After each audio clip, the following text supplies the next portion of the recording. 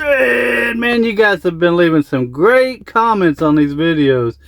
So, some of you are really critical of Lease Purchase, and so am I. And, yeah, we're going to talk about it. There's a lot of scams out there in trucking these days, man. You just about can't even trust any trucking companies. Thomas Kirkpatrick pointed out some things, too, I'm going to highlight. I told you I was going to put you in the video, man.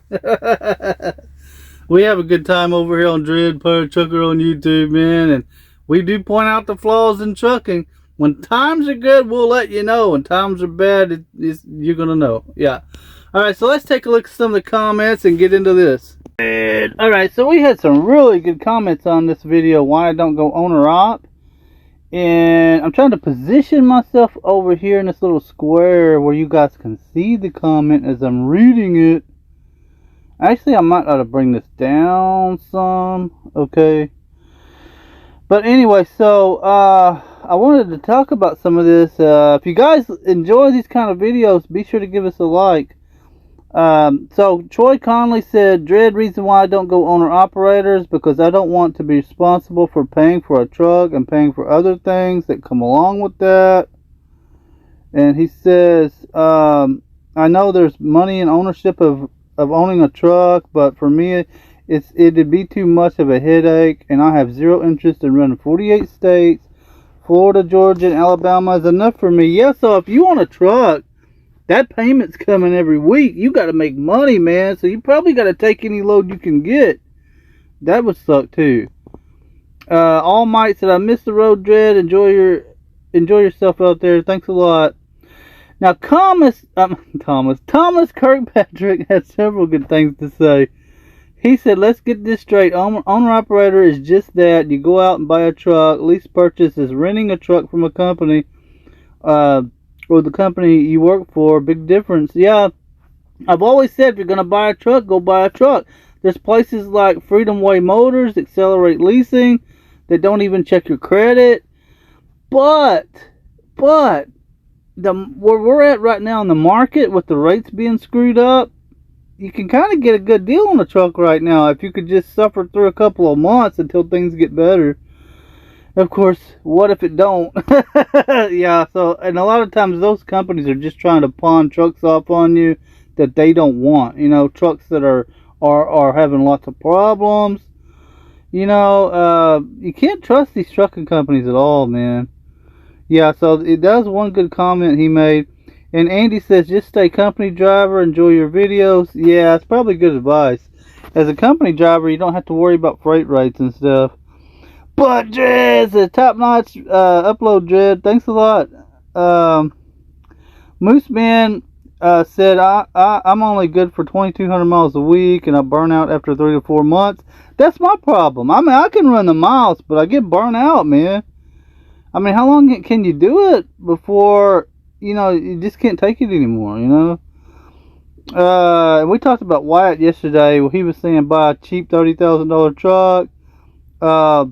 Just make sure it's DOT safe. Put the minimum insurance on it, yeah. So you can do that and run local stuff and get a lot of money per mile, but there was somebody commented yesterday saying it wasn't consistent, you know, but I think he's a flatbedder. I don't know. So Ahmed said Lease Purchase is not good at all. He said, I mean, fix your credit, buy you a truck from a dealer. I think that's the best way you can become owner-operator. Yeah, but man, right now owner-operators are really not doing that great though. Thomas said 88% of what? The problem with that is you have no way of knowing what you are getting 88% of. You don't know if that's the original price. That's very true. Hey, I ran for a company before when I rented the truck, and they were supposed to give me 88% of the load. And I'm talking to a broker on the phone about what the load pays, and he's like, no, it pays quite a bit more than that. So the rate con they sent me was just bogus. They faked it, you know. It's counterfeit rate con, you know, just they're such crooks, man. So he's right about that. They may show you one thing, but they're getting paid something different, you know. Man, trucking is so freaking dirty, man.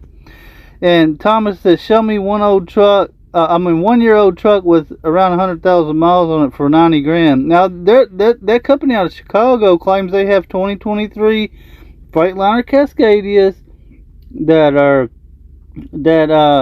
700 a week, 140 weeks. That's 98,000 bucks, and under 200,000 miles, 100 to 200,000. Yeah, but the thing with that is, okay, if the rates go back up, the value of that truck will go back up. If you could pay it off in a couple years and have around 500,000 miles on it, that truck will be worth about 50 grand. And you could sell it, but how much have you spent on maintenance trying to get that 50 grand truck paid off? You know, I mean, by the time you get it paid off, it'll be worth about 50 grand. So, but I don't know, man. Yeah, he's got a lot of good points there. So, Yes I Drive says never go owner op or lease. I got weekends off, holidays off, over 100,000 a year. I'm good. Yeah, that's a good point, man. A lot of these local jobs are starting to pay pretty good, and I've had some that paid good. The last one I had was good. I liked it, but dude, the money, man. Yeah, but I know like Dollar General is paying pretty good right now because they're hiring their own drivers. And also the United States Postal Service is hiring their own drivers too, and they're paying pretty good. So there's stuff out there now. Point and laugh, so you look like Santa Claus. Boy, I am a rough Santa Claus. Oh man. Brother Roop says it's better to stay company driver. I think so in most cases because you don't have all the headaches. But so what does that mean? It means trucking is a dead end job, right? It pretty much is. Stan Dodge says leave your comment down here in the dirt pit. Yeah, no, that's right. Knight Rider said what's the company out of Chicago you're talking about? It was MIT. MIT has those trucks, but there's a couple others too. If you do a Craigslist search for Chicago area, look at the Chicago area on Craigslist, transportation. You go to Craigslist, put in Chicago, and select transportation. A whole bunch of them pop up. You'll find them. I think it's just because they got such a bad reputation now. Nobody wants to drive for them, and so they're trying to unload their trucks. Of course, then again, it could be problem trucks. Trucks that are having a lot of problems. You never know, man, and you can't trust trucking companies. Andy says, Dredd, good choice not to be owner-operator. The truck will end up owing you. Yeah. Thomas said, are you getting 4,000 miles a week now? I don't believe you are. Yes, I damn sure am. I sure am, yeah. And it's kicking my butt, too. Guys, all you got to do is average 670 miles a day for 6 days, you know? And you'll get your 4,000 miles a week. Actually, a little over sometimes. But what you got to do is when you deliver your last load of the week, you go off duty. When you get unloaded, you PC to wherever you're going to park. That way your 34-hour break starts when you arrive at that receiver. Okay, so that way you get to start back up on Monday morning. Havoc said, is this Dredd in the present or the past? It's the present. Those throwback videos are confusing everybody. I know, including me. Yeah. Gabriel Moreno says, you don't even trucker, bro. Not sure what that means, but welcome to America, Pedro. Okay. Alright, so we had some really good comments on here. Let's talk about it. I want to talk about a guy that did lease purchase, and he actually succeeded with it.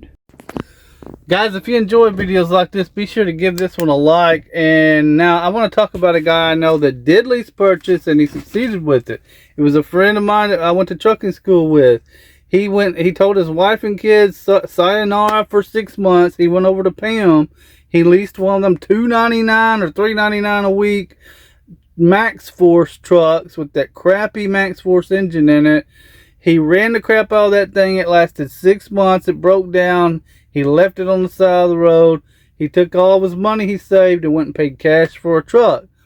Now, a year later, after doing that, he had 3 trucks. Okay, this guy ran short local stuff that paid high cents per mile, or dollars per mile actually. It paid a lot per mile, the stuff that he was running. And he lived in Texas, okay. So he was able to run fewer miles, meaning less fuel, no truck payment, and making good money. And that's how I ended up with 3 trucks. Okay, so now the problem with that is, will they not come after you and sue you for that? Okay, I always thought they were going to sue him for it, but last I talked to him, they had not done anything. But at the point he was at, when I spoke to him last, if they had sued him, he could just pay them because he had made quite a bit of money by then. But that can also force somebody into bankruptcy. That truck breaks down, you turn it back in, they sue you, you don't have the money to pay them. You got to file bankruptcy, you know. I don't know, but that's what he did. It worked for him. I'm not saying it worked for everybody. I don't know. You'd have to run that thing pretty hard, you know. But anyway, so I've known a lot of people that did file bankruptcy as a result of lease purchase. One guy told me that this is a guy that got forced into bankruptcy by Celadon. He told me the judge told him he should have kept the truck. Don't turn the truck back in. If you're filing bankruptcy, keep the truck because the judge will give you the truck because that's your sole tool for making your living. That's what that truck is making you a living. They're not going to take it from you. They will give you the truck. All right, so so many people have lost everything over lease purchase, so I understand why people like Thomas are real critical of it. And I am too. The only reason I'm mentioning it now is the fact that the value of the trucks have gone down because the market is so crappy. Okay, so when do you want to buy a truck? You don't want to buy a truck when the market's up because you're going to pay top dollar. You want to buy them when the market's down and it's about to rebound. Okay, if you believe the election is going to go in Donald Trump's favor as a Republican, I mean, just historical fact is if a Republican wins, the markets go up, okay? And fuel prices go down. So if that's the case, then if you believe he's going to win, then it's a good time to buy a truck, okay? If you can just get through the next couple of months, you'd probably be fine. Then again, they may go up. The rates may go up during the holidays. Who knows, you know? I don't want to really encourage anyone doing it because then they'll be like, you got me in bankruptcy court. No, but I mean, you never know though. I mean, some people will succeed at it. Some people won't. And then again, yeah, buying a truck. Yeah. If you're going to buy a truck, you may be better off just buying one and that way you can take the truck anywhere you want. But then again, some of these companies claim they have a walk-away lease too. Now, of course, they're going to keep your deposit money. They take $250 a week out of your settlements for 10 weeks. It's $2,500.